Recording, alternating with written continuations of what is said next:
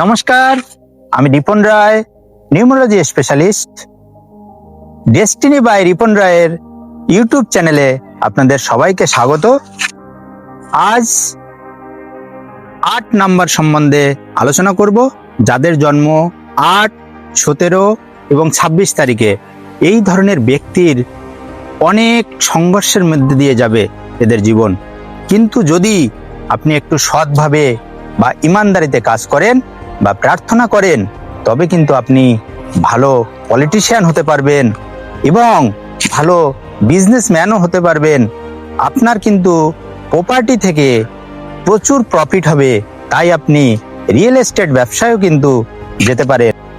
এবং 35 বছর পর আপনার কিন্তু ভাগ্য পরিবর্তন হবেই হবে।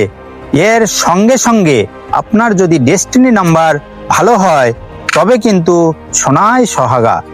8 নম্বরের মানুষ যদি ধোঁকাদারি, বেইমানি বা প্রতারণা করে, তবে কিন্তু আপনার অধপতন শুরু হয়েই গেল।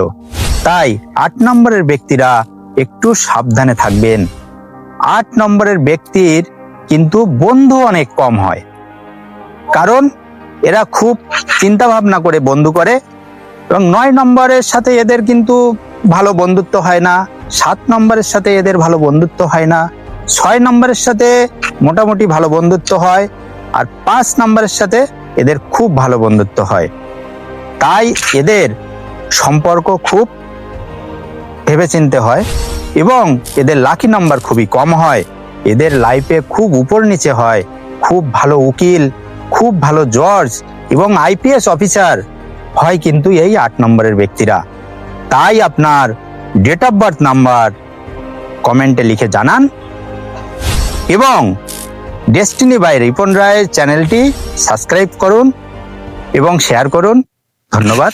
রাধে রাধে।